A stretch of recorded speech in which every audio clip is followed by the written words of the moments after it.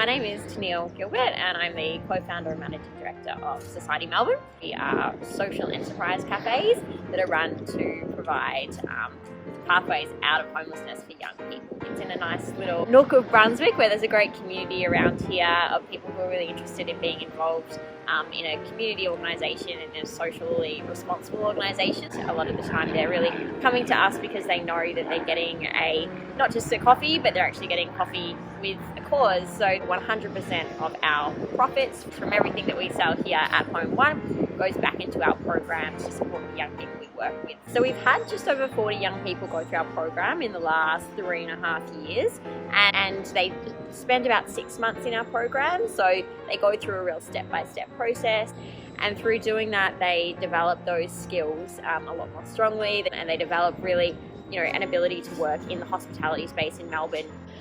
One young person I can talk to, he had a really difficult upbringing. At his first shift with us, he rocked up 2 hours early for the shift because he'd never had a job before, and he had just had no idea what was expected, and he was so excited, but he just didn't know what quite to do.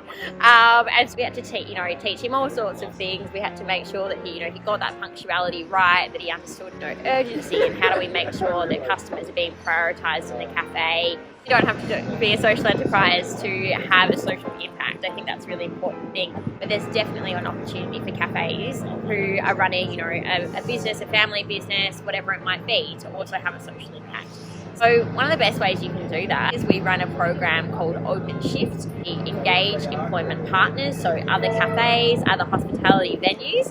And once a young person has finished our program and they have skills that match up with what you're looking for, we can then match you up as an employee and employer relationship and support you for about another 3 months to make sure that's a really positive ongoing relationship, and that there's that ongoing employment for the young person. So although supporting young people to escape homelessness is our number one mission, sustainability and environmental impact is definitely a secondary mission. And that's because we know that we can work as hard as we can right now to support these young people, but for their future we need to uphold sustainability and an environment that they can continue to thrive in. So they're really aware in our spaces of how we're using resources and how we're thinking about waste in particular. So we use things like Reground, which is a coffee waste service which takes away that coffee. We also have Worm Farm out the back here. We have basically no plastic waste. We really try to eliminate that. And so it's all a really important holistic part of the program. And I think it really comes through because our team are so passionate about that it's really easy to pass on that knowledge and that those ideas about how we should work if we're passionate and if we believe in it. So it's really just creating that environment where it's easy to have those discussions and where our participants are involved in the work that we do.